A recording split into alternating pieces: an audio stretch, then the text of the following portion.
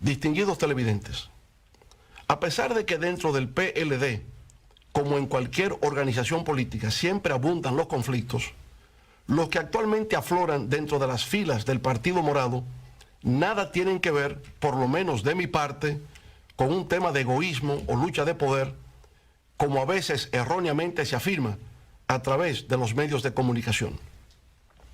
Tienen que ver más bien con lo que considero son problemas de valores, principios, actitudes y comportamientos en la vida política. Y el primero de esos valores y principios se refiere a su vez a la Constitución de la República.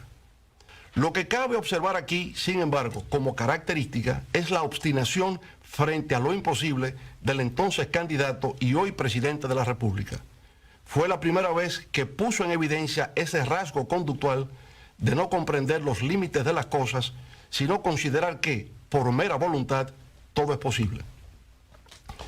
Para el 2004 resultaba incontrovertible que yo sería el candidato, no solo del PLD, sino del país, para terciar en los comicios presidenciales de ese año, que ganamos en forma arrolladora. Al fin y al cabo, era el único referente viviente con experiencia para gerenciar el Estado, que entonces se encontraba sumergido en una grave situación de crisis. En el 2007, el actual presidente renunció a su cargo de secretario de Estado de la Presidencia para intentar obtener la candidatura presidencial por el PLD. Todas las encuestas de aquella época me presentaban como virtual ganador en las primarias del partido. Ninguna indicaba lo contrario. Era natural que así fuese. Después de nuestro retorno al poder, la crisis económica y social heredada del anterior gobierno se dio. Y aunque luchábamos con el impacto de la crisis financiera global y la del alza de los precios del petróleo y de los alimentos, precisamente en el 2007, todo indicaba que tenía la reelección asegurada. Además, en esa ocasión no tenía ningún impedimento constitucional. Mi antecesor la había modificado para su propio provecho político. Así, en esas condiciones, lo que normalmente se estila en el mundo democrático es que el gobernante de turno no es desafiado por ningún otro miembro de su partido, dejándole el paso libre hacia un segundo mandato consecutivo. No ocurrió así en el caso nuestro. El ex secretario de la Presidencia nos desafió en la lucha por la nominación presidencial del PLD para las elecciones del 2008. De nuevo volvió a obstinarse y empecinarse, con lo que resultaba una quimera imposible de alcanzar. Sucedió por consiguiente lo que tenía que suceder. Ganamos esas primarias de nuestro partido con un 70% a nuestro favor. El actual presidente, sin embargo, nunca reconoció nuestra victoria, nunca felicitó. Al revés, dijo que le había vencido el Estado. No participó en la campaña electoral, no se integró y el día de las votaciones, por si hubiese dudas, exhibió públicamente su voto para evidenciar que lo había hecho por su partido, el de la Liberación Dominicana. Luego, con 30 puntos por debajo en las encuestas frente a su antiguo rival del PRD en los comicios del 2000, le ayudamos con gran dedicación y empeño para que viera cristalizar su sueño de ver la bandera tricolor colocada sobre su pecho. Todo eso se hizo a cambio de nada. Nunca se solicitó un ministerio, una embajada o un consulado, nada. Se hizo porque así nos formamos los PLDistas auténticos. Al presidente, en su hora de penumbra, no se le empujó hacia el abismo. En los momentos en que por razones de méritos le correspondía la oportunidad, hicimos hasta lo indecible. En circunstancias en que su candidatura aún no concitaba suficiente respaldo, le servimos de apoyo. Esa ha sido siempre nuestra forma de pensar y proceder. Creo en valores y principios, creo en el respeto a la Constitución, en la preservación de la democracia como sistema político y en la consolidación de un Estado fundado en los criterios de legalidad y legitimidad. Pero de igual manera me inclino frente al sentido del honor, de la dignidad, del decoro, del respeto, de la decencia, de la cortesía, de la amistad, del mérito y, en fin, en la ética del intercambio de las relaciones humanas. Señoras y señores, al abandonar el gobierno en agosto del 2012, mi nivel de aprobación llegaba al 74%. Pero eso, que en principio debió servir de estímulo y aliciente, obró por el contrario en mi contra. Sirvió en realidad para que mis adversarios de adentro y de afuera pusieran en ejecución una intensa y despiadada campaña de demolición moral que intentaba hacerme desaparecer del escenario político nacional al tiempo de destruir nuestro legado en beneficio del progreso y el bienestar del pueblo dominicano. El gran dramaturgo irlandés Bernard Shaw, al referirse al destacado líder revolucionario soviético León Trotsky, solía decir que era tan fiero en el combate político que podía cortar la cabeza de su adversario y exhibirla en público sangrante, pero no se permitía tocar el carácter privado de su víctima. La despojaba de todo prestigio político, pero le dejaba su honor intacto. Aquí fue todo lo contrario. Se aplicó un plan de descrédito nacional e internacional a través del cual se lanzaron mentiras, falacias, insultos, inmundicias y groserías, todo destinado a hundir mi persona y desmoronar mi imagen. Con el tiempo empezó a verse claro que ese plan de descrédito en mi contra era parte de un proyecto político bien concebido, dirigido a perpetuarse en el poder. De ahí la reforma de la Constitución en el 2015, realizada con el único propósito de hacer viable la reelección presidencial. A pesar de mi oposición a dicha reforma y a pesar del diabólico plan de destrucción al que me he referido, con la finalidad de mantener la unidad del PLD y de que se ganasen de nuevo las elecciones del 2016, puse en segundo plano mis propios valores, creencias y forma de actuar. Acepté suscribir un acuerdo de 15 puntos firmado por todos los miembros del comité político. En esa ocasión, la obstinación frente a lo imposible funcionó debido a que se actuaba desde una lógica de poder y el criterio de que la fórmula de 2 períodos de ejercicio presidencial y nunca más debería ser la norma a tomar en consideración fue aceptada por distintos sectores. Pero ese acuerdo valió de poco a la hora de ejecutar medidas que constituían una obligación a cargo del grupo oficialista. Se incumplieron de manera atropellante varios de sus acápites, incluyendo recientemente el impedimento para que el compañero Demóstenes Martínez asumiera la presidencia de la Cámara de Diputados. Ese incumplimiento, claro está, fue la reacción airada, furiosa, frente al movimiento popular que se vio compelido a tomar las calles para frustrar una segunda reforma constitucional consecutiva, la cual ni siquiera Trujillo se atrevió a realizar para continuar un tercer mandato continuo. Bajo la consigna de que la Constitución no está en venta, distintos sectores de la sociedad dominicana, desde los más humildes, como los motoconchistas, hasta profesionales de diversas ramas, artistas, religiosos, sindicalistas y empresarios, levantaron su voz de protesta. Fueron días espléndidos e inolvidables de lucha, de batallar por una causa que al menos por un instante le devolvieron a la política un sentido de mística, de dignidad y de patriotismo. Luego han venido las elecciones primarias abiertas del PLD, celebradas el pasado 6 de octubre. Esas elecciones constituyen una mancha y una vergüenza en la historia del Partido de la Liberación Dominicana.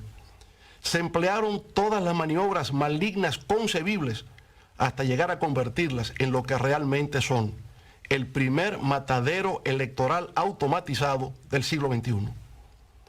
A pesar de haberse hecho uso en forma grosera de miles de millones de pesos, de alzarse con todo el peso institucional del Estado, de contar con el involucramiento activo de ministros, gobernadores, directores departamentales, alcaldes y militares, la fuerza del pueblo salió triunfante. La fuerza del pueblo venció al Estado, demostró que a pesar de todas las adversidades y vicisitudes, es hoy por sí misma una fuerza política respetable, con peso específico en la República Dominicana. Las fuerzas gubernamentales ni vencieron ni convencieron, y para intentar imponerse, sus miles de millones de pesos invertidos resultaron insuficientes, pues tuvieron que recurrir, en adición, a la realización de un fraude electoral. Ese fraude estuvo programado para entrar en funcionamiento desde las primeras informaciones transmitidas sobre el resultado de los cómputos, pero se aceleró e intensificó cuando con el 90% de las mesas computadas la tendencia nos proyectaba como ganador. Fue ahí, precisamente ahí, cuando a partir de las 6:30 p.m., solo faltando por computar el 10% de las mesas o 200.000 votos sobre el 1.600.000 que ya se habían computado, que se produjo el fenómeno que ha dejado a destacados especialistas de la ciencia de la data y de las estadísticas en estado de desconcierto y de perplejidad. Nunca habían visto un hecho semejante. Aseguran que lo que se produjo fue por una de dos razones, por milagro o por fraude. Sostienen que lo acontecido en esa recta final de los cómputos fue algo inusual, que no parece responder a una causa natural. Esto último está dicho en lenguaje muy diplomático. En realidad, lo que se ha querido hacer significar es que lo ocurrido está más allá de la capacidad humana. Digámoslo claro, ni con el fraude que habían montado nos ganaban. A las 6:30 p.m. entraron en pánico, pisaron el acelerador y dejaron la huella del crimen. Manteniendo mesas abiertas hasta la 1:45 de la mañana del día siguiente a las votaciones, lograron que en las distantes provincias del sur votara el 70% de los electores, cuando el promedio nacional solo alcanzó el 25%. ¡Qué bárbaros! ¡Qué crimen contra el pueblo y la democracia! Ahora hemos solicitado que se haga una auditoría forense integral.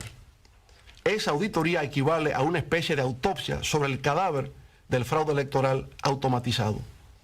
Exigimos que esa autopsia sea de verdad, siguiendo los estándares internacionales establecidos, que los médicos patólogos a intervenir en ese examen lo hagan en presencia de nuestros equipos técnicos y de nuestros asesores. La Junta Central Electoral no debe temer la realización de una auditoría forense, conforme a los requisitos que hemos solicitado. Nadie la ha acusado de haber causado ese fraude. Todo el mundo sabe que sus integrantes son personas íntegras y de respeto. Los causantes son otros. Por tanto, la Junta Central Electoral no pierde nada y sí ganaría mucho en autoridad y prestigio si deja que los hechos fluyan y permite que los médicos de patología informática hagan la disección al cadáver del fraude.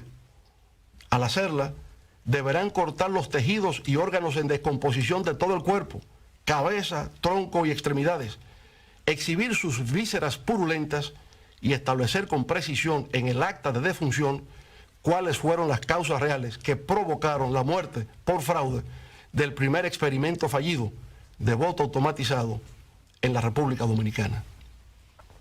Negarle al pueblo dominicano ese derecho sería arrojar mayores sombras sobre un proceso ya de por sí enteramente desacreditado y deslegitimado.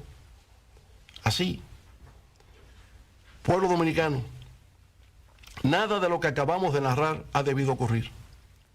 Si ha tenido lugar ha sido por la imprudencia, la tosudez y la creencia de que el poder no tiene límites, de que el poder es para usarse, de que se hace lo que conviene y de que el poder no se desafía.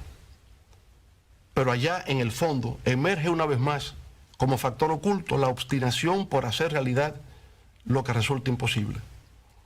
En ese contexto, el gobierno se ha convertido en un ente rencoroso y vengativo. Es un gobierno que acosa, que silencia las voces que se le oponen, que presiona y que no se sonroja para atropellar.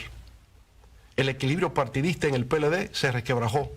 La facción grupal, ahora en forma de categoría de Estado, se instaló en el comité político a través de la creación de un cenáculo que para un partido de vanguardia recibió un nombre extraño e inapropiado, la OTAN. Ahí se ha creado una oligarquía de hierro, completamente desconectada de las estructuras del partido, que se reúne siempre con anticipación para llevar sus propuestas previamente acordadas al máximo organismo de dirección política. Esa oligarquía de hierro opera en forma de una casta, no tiene visión de partido en el sentido de ser una organización que integra y representa a todos sus miembros. Se comporta en forma autoritaria, aún en condiciones de absurdo e irracionalidad, actúa solo interesada en la defensa de sus intereses grupales. Su noción de lealtad es bastante singular, responde al poder de un decreto presidencial. El predominio de ese estilo de conducta en los más altos niveles de dirección del partido me ha hecho comprender que, sencillamente, el PLD de Juan Bosch ya no existe.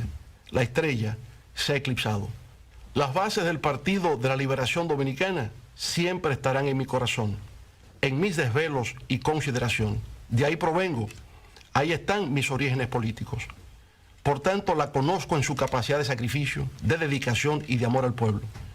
Donde quiera que me encuentre, esas bases del PLD recibirán siempre mi apoyo, respeto y gratitud. A lo largo de 46 años, es largo el recorrido que he realizado dentro de las filas del Partido de la Liberación Dominicana. He sido un hombre afortunado, he aprendido, he luchado y me he confundido con el pueblo para ser parte de su historia. En la memoria quedarán amigos, compañeros y tal vez muchas anécdotas que contar. Ahora, con mucho pesar, ha llegado la hora de partir. Sobre la marcha, tal vez sin advertirlo a tiempo, nos diferenciamos. Hay quienes no podemos vivir en medio de la mentira, el engaño, la manipulación, la doblez, el irrespeto, la petulancia, el incumplimiento de la palabra empeñada, la simulación, la hipocresía y la desfachatez. Después de haber vivido los 46 años más fructíferos de mi vida, de considerarme un humilde discípulo de la Escuela de Pensamiento de Juan Bosch, presento de manera irrevocable formar renuncia a mi condición de presidente y miembro del Partido de la Liberación Dominicana. Ahora, guiado por el Espíritu Divino, me esperan otros caminos por transitar.